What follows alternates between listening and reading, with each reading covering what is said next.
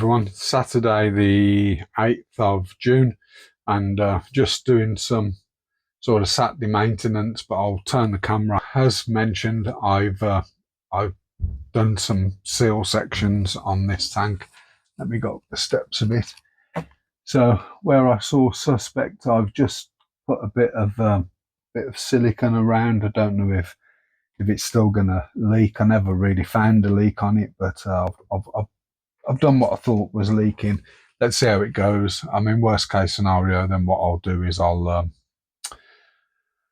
go and get another one made. But we're gonna try setting this tank up. So I'm in the process of. I've just cleaned out the uplift tube. I'll put that in. I'll get the sponges in. I'll connect the air up, and then we'll use environment soil on this one. So let's get this one set up. And this is going to be for the Fancy Tigers. So the higher grade Fancy Tigers, I'll bring these up to the top. So that's the uplift tube in. And what I always do when I replace stuff or reset stuff is I always put new air lines in. So let's get the sponges in. That's the sponges in nice and tight and flush. We'll get the soil in. So as I mentioned, if I mentioned it, we're using environment soil on this. And what I'll do is I'll cycle with dead shrimp powder again, the setup powder, and I will change the back on this as we've done with previous tanks so that it fits more flush to the back. I'm going to try and use 2 litres, but I think 2 litres will be slightly not enough. But let's see how we get on anyway. I've measured out 2 litres of environment. If we need a bit more, I'll put a bit more in. But I do want to spread this one out and sort of get it right up the back and up against that filter sponge. And there we have it, 2 litres. So 2 litres was more than enough. I probably could have got away with 1.5 litres. Let's get the dead shrimp powder in, and then we'll start filling this one up and cycling it. We'll put a date on it. So I've used 7 of these spoons. This is a quad drop spoon. I'm not sure if the dead shrimp powder comes with the spoon, but I've used 7 of these, spread it out all over the place this time, but I've put a couple of spoons in the middle to get a biofilm build up. So let's get this filled up. There we go. So that's getting filled up off my top up system. And what I do need to do, or what I wanted to show you, was I do have taps on everything. So while this tank was out, I've just disconnected the tap and hung the float valve up. I'll just turn the tap off. And I think you can all agree that that blue background looks phenomenal. It looks loads better than just black. But I'll leave that sort of go. And then what I'm going to do is, while that's going, I'm going to cut a couple of new boards for the top of both of these tanks to stop evaporation. And I'll pick back up when this is full. Excuse the pump noise, but I've got it labelled. And as I mentioned, these were the old lids, and I cut out this toilet seat looking thing. But I could replace it with a complete new board, but when I did the other boards, I've got a short piece, and I think what I'm going to do is just cut out a piece that goes over that, because that's now on the top shelf. Just cutting and gluing in a piece like I've done here with that black plastic will probably be better, and it will save me some board for future stuff should I need it. So that's all we're going to do for today. I just need to check on a few things, but that's me pretty much finished for today. So we'll pick this up tomorrow or further in the week, or maybe when that's full. And there we have it. So I've literally just glued a piece over the top, and because it's sort of above eye level, you won't see that anyway, but it will just stop evaporation, and that bit will slot over where the float valve goes in. Let's get that fitted. It may not look the best, but it's a much better fit than it was before, and it won't, because I've moved it up, it won't, the float valve won't hit that when it's full. So job done in my opinion. And there, ladies and gentlemen, we have it. So the tank's full, filters on, dead shrimp powder's in. I'll knock some of the bubbles off as it settles, but let the cycling begin. I've just been filming something else for another video, and I've got the air pumps off. This doesn't appear to have lost any water overnight, although it took a while for it to drop water anyway. There is a bit of bad silicon here, I suppose you could call it, I could take it off, but I'm probably not going to bother. The reason I put the camera back on was now that excuse the fly zapper, now that oh, what they called nettle leaf started to break down. Look at the shrimp on it, and they have absolutely obliterated it, which I thought would be worth videoing. So there you go. So as I've previously mentioned, on this tank, excuse the algae, on this tank I put some pure red line in a breeder box, and as you can see, the pure red line have had babies. I lost a few of them, the adults, but I was just looking through at so that's the galaxies. I ended up with 3 of them, but I was just looking through this, and on top of here I've got a sponge. It is quite coarse, but I've noticed, I mean, there's a lot of babies in here. Let me see if I can zoom this. Let's see how far I can zoom. But look, little git. So I've got loads of pure red lines mixed in with my babies. So this is going to be look at them. This is going to be fun for me separating these out. So these are these peach sort of metallic backs, but loads of PRL, and there's some with promise in there as well. But there's oh, how long is it going to take me to get these? Get through these. Let's see if I can see how far I can zoom in. It's not the this is low iron glass as well, guys. But it's not going to zoom too good, I don't think. But and I say this is low iron glass as well. But blooming PRL everywhere. So I've gone from not being able to breed PRL to sticking them in a breeder box to having blooming PRL everywhere mixed in with my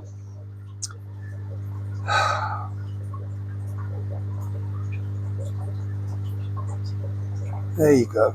Well, actually, that might be a red galaxy, because they do throw out reds. Blooming PRL everywhere.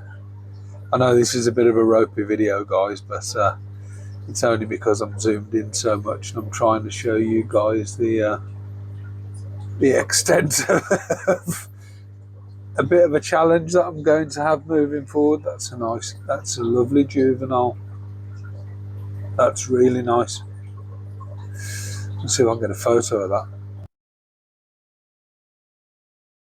Plans for today, we're just regular maintenance. I've got a load of racks, a load of tanks to do water changes on, but main focus for today is water change in the Neo Caridina and just nipping out and collecting, restocking on the fire red that we sell. So I'll get that done, and I'll pick up with you guys when we're putting the fires back in the, well, not back in the tank, but in the tank. Speak to you soon. After months of not being able to get out in the car, I finally got over to my pals to collect some reds. So there's some fire reds in here. There are a few that are just cherries, but in the main, fire reds. So the deep dark red of fire, and the quality of those are amazing. So these are back in stock now, and they'll go pretty quick. So if you want some, grab some. Those of you that know me know that I drip everything. So what I'll do here is I'll drip these in. It's not a slow drip, but it's not a fast one, probably 1 a second. And I'll probably wait till this bucket's 1/2 to 3/4 full, and before I sort of move them into the main tank. But I'm struggling to find things today, so I've actually used my my picker upper with my back. I bought one of these things for when I drop stuff, but they'll drip for a while. Robbie keeps on tap water, I keep on RO water remineralised with salty shrimp, so I do want to get them used to my conditions, and I'll do that slowly and over time.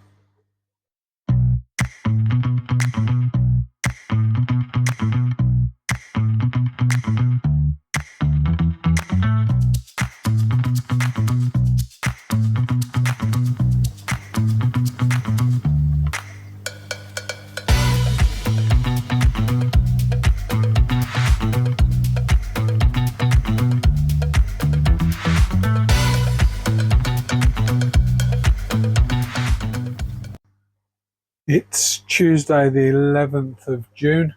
I wasn't going to do any video today. I did do a live, just a random live, and at the moment it's private. I'm not sure I'm going to publish it. I've changed the boards on this end rack, so as most of you know, they were pinned and you folded them up, and what I've done is they took a few magnets, but I've changed them so that they're fully removable. I probably will paint that back bar black like I have done here, just so they blend in a little bit better.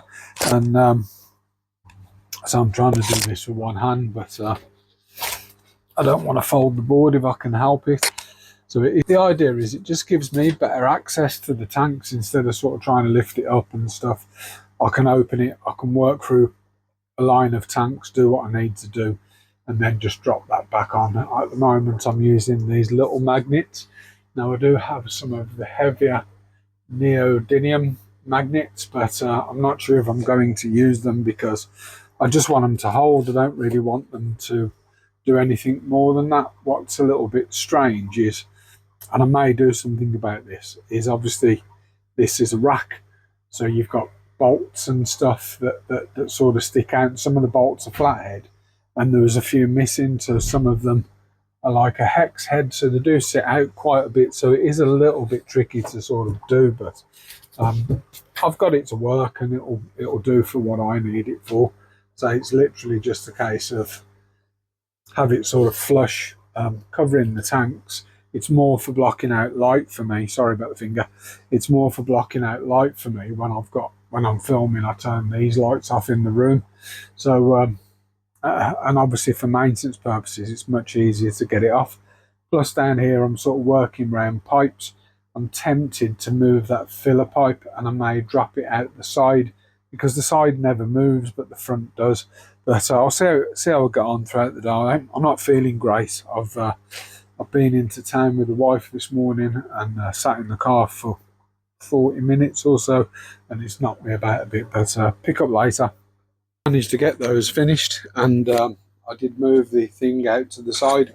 I'll need to order some black paint just to touch up inside the edges, but I need some anyway for my other project. But they do push up quite nice, and I'm tempted to stick one of these neodymium magnets in the center, just where there's a bolt, just to sort of hold it in place. But I think you'll agree that looks loads better.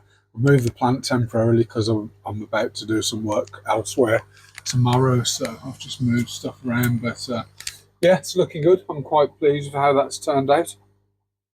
I managed to find some bits that I was after so that I can actually hard pipe the dehumidifier in. So it's on at the moment, as you can see it dripping.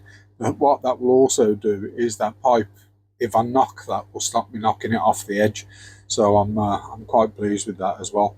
I just need to get this water feed plumbed in now, but once I do it, I think I'm going to move the RO unit indoors into a space, but I'll show you that when that's done. Wednesday the 12th of June, and I never thought to video this, but obviously it is relevant. So this obviously used to be the garage, and we kept the original window that was in here. And because it's only a single skin, it does get a bit damp, and I've noticed that we've started to get some damp come through. Obviously humidity in the room doesn't sort of help that. So what I'm in the process of doing is just masking everything off. I'll pick up when we've sort of done that. Just masking everything off. I'll sheet everything with brown paper and tape that off as well, and then I'll finish a job that hasn't been done yet, and that's just sealing in this windowsill that we fitted. But that's my little job for today anyway. I'm just waiting for Amazon to deliver the stuff. So the stuff I've got to spray, it's like a paint, a mold inhibitor, paint blocker spray in white. So I'll just spray those bits of brick where somebody originally cut the window out. If we get a hot dry day or a hot dry spell, what I'll do is I'll seal the brickwork from the outside as well, and that will stop any ingress of water or moisture from the outside. But I thought I'd just video that. Obviously I'm going to move everything out the way and all the insects and stuff, and I'll cover the tank up, but I am going to be spraying at close quarters, and I will have the window open, albeit sort of taped up and just for ventilation, but we'll see how we get on anyway. All masked up nicely now. Animals moved out the way, so there's nothing in that bottom one. Animals moved out the way. I might tape that just to stop it flapping around. And so I'm literally just spraying in those edges. So I'll do it at pretty close quarters anyway. And let's get that done. And there we have it. So we've siliconed in the windowsill, painted those edges with the stain block, and I've run a bead of silicone around where there was bits of gaps. The paint that I used was it's from Amazon. It's called Polar Dampened Stain Block, but I wish I'd have bought it in a tin and paid the extra money, because the smell off it, because being an aerosol, was horrific. I've had to actually open all the doors and windows and stuff. But something else I wanted to show you then, just very briefly, was this is the outside of that window. Needs a bit of a clean, but I did put a new sill on here out of some fascia board, fascia board, and this is the drainage that's been put in. Now when they were putting a pilot, they did blow a brick, so I have ordered some pre-packed mortar, like a silicone tube, just to block that in really, and we'll have to see how we go with that. I have ordered a buff colour, but I may have been better with the sand. But what it does is, as you remember, I've got a drainage under there anyway for the condensate off the AC unit, but what we've done is we've put a drain in, and now my drainage in the shrimp room goes direct to drain. And there's obviously the front that still needs plastering and stuff, but another job done, or a couple of jobs done, and while my back's good, I'm going to make hay while the sun shines, I think. So what have I learned today? I learned that using an aerosol in a small shrimp room probably isn't the best. I've got a lot of overspray. I've had to take everything off and give it a really good clean. I'm really glad I moved the animals. Would I spray again? 100% not with any aerosol in here, because there's just too many fumes. And if you're like me, you know, I'm 56 years old and life's all about learning. So if you want to follow me on my learning journey with my shrimp room, and that's maintenance, shrimp, getting new shrimp in and various products, then make sure you hit the subscribe button, like the video, leave us a comment. We answer all of the comments at the moment, and until we sort of grow them, we always will, or as many as we possibly can. So thanks everybody for watching. I'll pick up from tomorrow in the next video rather than bore you with hours of video. Take care everyone. Thanks for watching. Bye bye.